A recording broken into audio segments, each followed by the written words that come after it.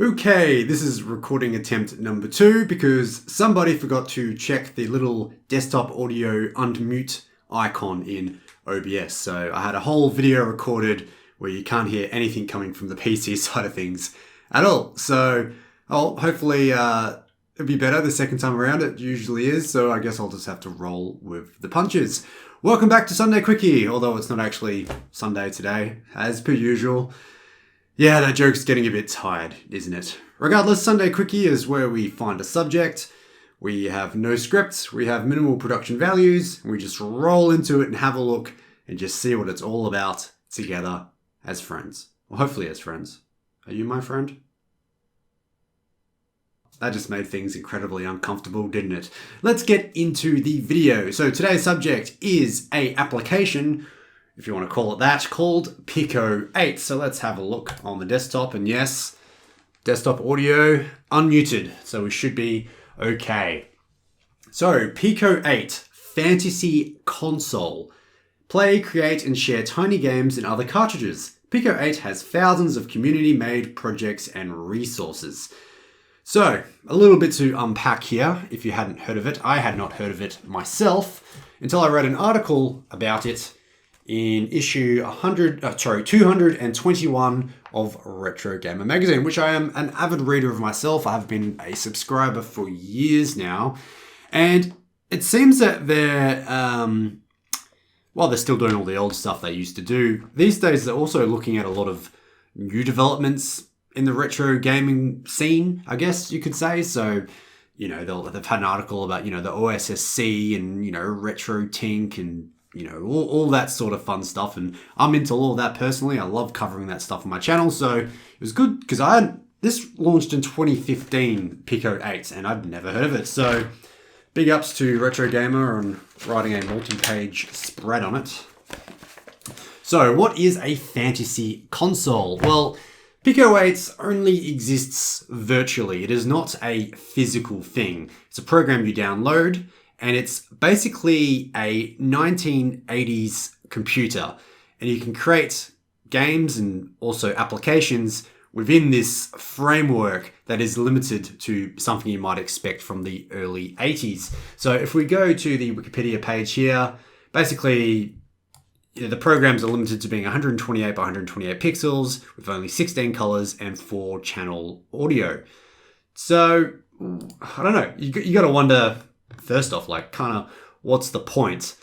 But the point is that I think when restrictions are imposed on people, they get very creative with solutions and workarounds. And we see this in homebrew. We saw this back in the 80s originally when people had such low amount of resources to work with, and they made just some amazing games came out of that period. So basically this is recreating that. So within PICO-8 you have a programmer uses the LAU programming language, LAU, not totally sure how to pronounce that, but it comes with a sprite editor, a tile editor for those sprites, as well as a music maker, like an audio program. And within PICO-8 itself, you can browse, like they said, thousands of games. And for the most part, these are all free. However, PICO-8 itself is not free. So it's not open source, which I guess is a bit of a shame since, something like this, you think it would.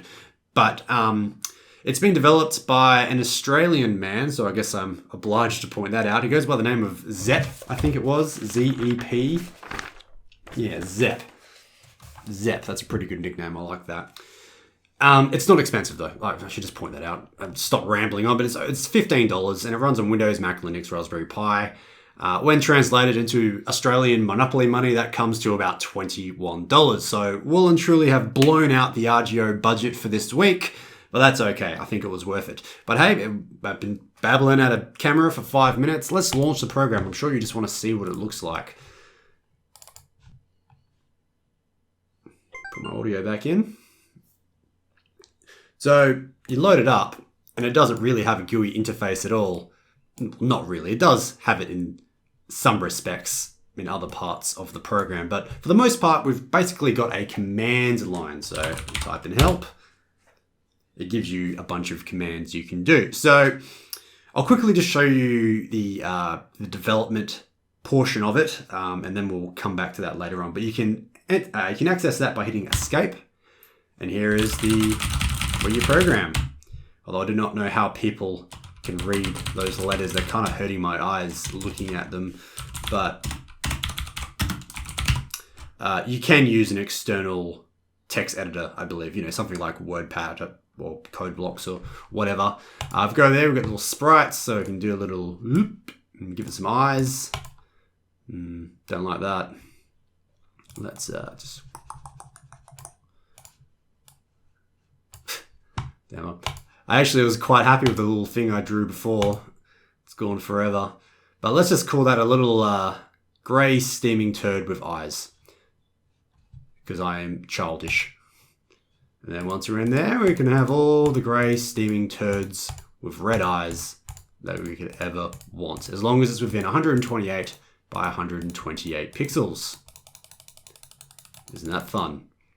Over here we have the audio editor. And this is, you know, you can just do that and...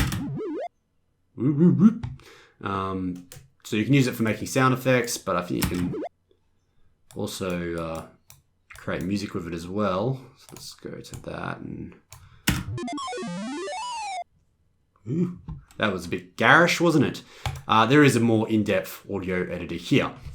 So we'll come back to this. The cool thing about these games is once they're made, anyone can just access and look at them and see how they've been made and access all the assets. It's designed to be this very sort of open community.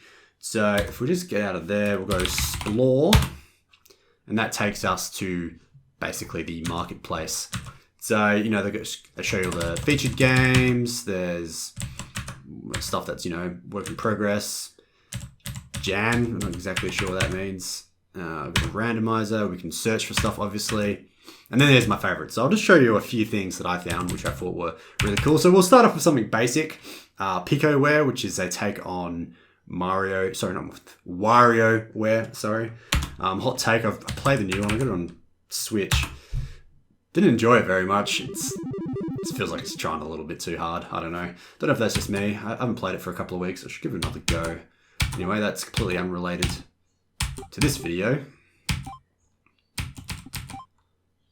So if you're not aware, WarioWare is just a bunch of little mini games. You have to react, you know, it'd be like, pick the nose, and you could be like, oh, okay, I'm gonna pick the nose, or I'm gonna count the sheep. Push the wrong button. Have to do it again. So I was too big. Oh. Not sure what I did there. Got one life left. And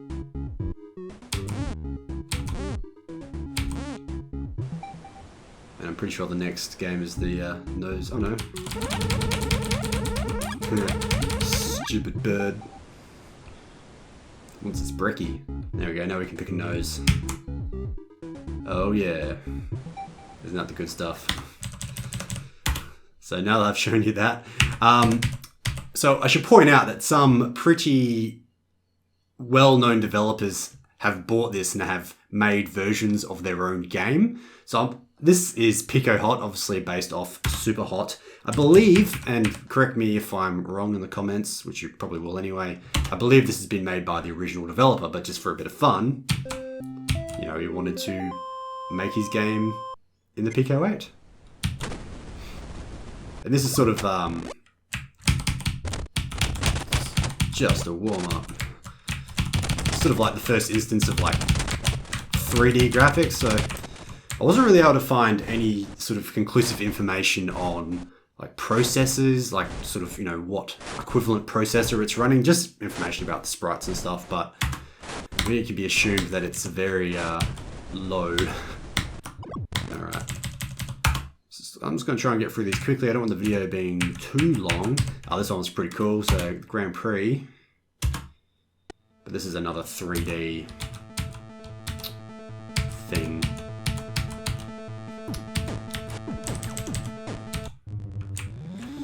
So, some fun facts about PICO-8. Some of you may be aware of the game Celeste.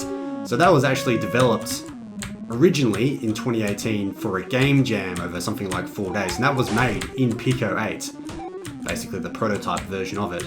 That ended up becoming a full game, and if you're aware of it, you'll know that it's quite popular. So the games on here, they can be outputted any way you want. They don't have to live out their existence within the PICO-8 virtual computer. They can just be exported as a binary or whatever and uploaded to wherever you want. And it doesn't have to be played within PICO-8, which I think is pretty cool. However, you can sort of export it as a game cartridge, in quotes. It's actually a PNG, like as in an image. So somehow you can export it and the whole game gets compressed into an image. And then, people have been using them to share them on Twitter and stuff like that. It's really cool. So now that that's open, I just want to bring up the editor again. So now we can see stuff from the game I was just playing, the Grand Prix game. So I guess that's like the intro song or something.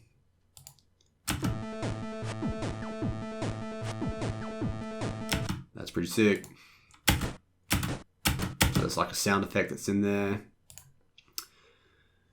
So this is the tile editor, which obviously isn't making much sense here because in all this, they're sort of, wow, it's pretty short. Oh, there's other tabs. Yeah, there's global constraints. Look at me pretending I know what I'm talking about. But because it's like a 3D thing they're rendering, that's obviously not going to make much sense in this context. Anyway, that is just a quick look at PICO-8. I thought it was really cool and I thought it was awesome enough to, deserve its own sort of video. Although I do feel like I probably could make a whole in-depth video on it because there is a lot to explore here. I've only started exploring it myself this morning, but like the website says, there's thousands of games on there and they've been releasing games since 2015 when the system was originally released. But yeah, I'll wrap it up for now. Thank you so much for watching. I've got just want to point out quickly at the end, I do have some pretty big projects in the works at the moment. Might be able to sort of see them on the table there. Not going to go into too much depth about what they are now, but I'm very excited. It's me building something. I'll just put it like that. I haven't really built anything since that arcade's there. So yeah, very excited. So stay tuned for that. Thank you for watching this video, and I'll see you in the next one.